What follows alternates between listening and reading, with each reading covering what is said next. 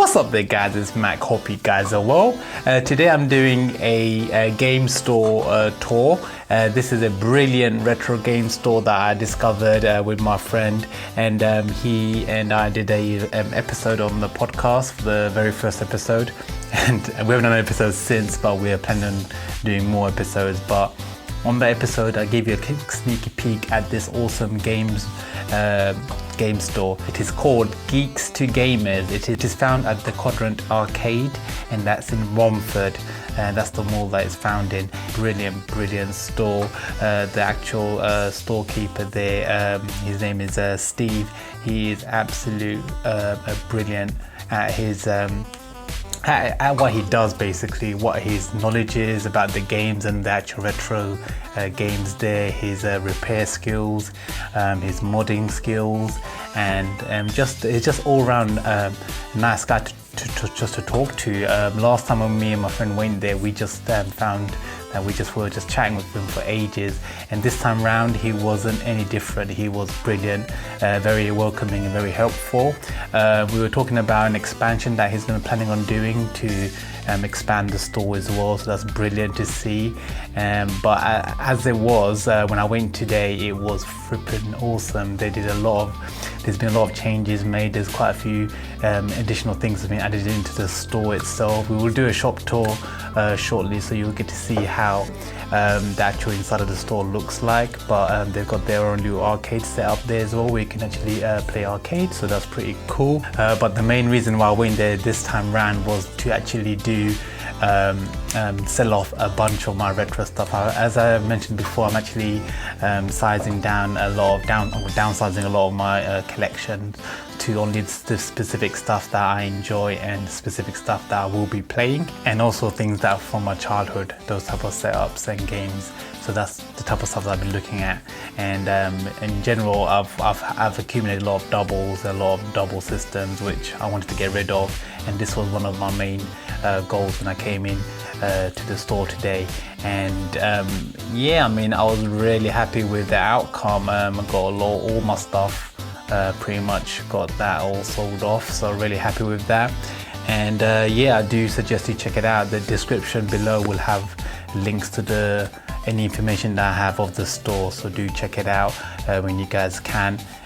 Very nice guy, the shop owner Steve. And yeah, let's get into the actual shop tour of Geeks to Games. So this is like the opening signpost area where you can see the actual the store banner, and the display that they have on the actual window side is brilliant. I mean, it was good when I first went over. Second time round, he's done a lot of improvements. It just made it even more focused on clusters of certain systems. So you got the SNESs there, you got the NES there, the Game Boy section all clustered together. I think you have a PS1 section here as well. Yep, there it is. And you got Dreamcast section. I just love the way that's all clustered together. It's a nice way of displaying it. A lot of the Master System stuff and Mega Drive stuff there. And as you walk into the store on the left, you got a big, huge wall of PS1 games, which are just phenomenally put together. I mean, I love seeing PS1 games sort of outside of a glass cabinet. I can't stand glass cabinets in general for like PS1, PS2. A lot of retro game shops tend to put these type of stuff behind glass cabinets. I can understand for certain games and certain type of systems, but PS1, PS2, there's no need for that to be behind glass, to be honest, and I think that's really a good decision made there. I love seeing all of these Mega Drive and Master System clusters all put together in the glass cabinets. Nice display cabinets on top. But yeah, some of these games just remind me back of my childhood, so it's just brilliant to come over to a store like this and just sort of like reminisce about your own childhood and how the games that shaped you as an adult, really. So yeah, I mean, look at this section here towards the back. You've got the little arcade system there set up. I believe it's 50p per go on the arcade. You've got a little SNES cluster there. Brilliant games all sort of clustered together, looking really cool. You've got the other side of the end, so you got just behind the actual front panel that you saw, the front of the store. So you got the NES side, you got 3DS games clustered together, and Switch games as well. So a lot of Switch stuff there now. And yeah, that's the last bit there. This is the wall of PS2 games, again outside. Places like CEX have started putting PS2 games, PS1 games, I think N64 games as well. They've put them all behind glass cabinets, which is like, seriously? There's no need for those type of generation systems to be behind glass cabinets, to be honest. So it's good to see that they're all nice and out over in this store. Got the Wii stand there, so that's pretty cool, like a demo unit. Got some DVDs and stuff, but this is the games is what we're looking at here. And obviously we got the wall of Wii games, a very small cluster of Wii U titles just behind there. And you got the PS3 wall there and PS4 games, and this is the original Xbox section. Nice little Fallout stand there, and Xbox 360 games. So I'm always looking out for new Xbox 360 games and Xbox One games there.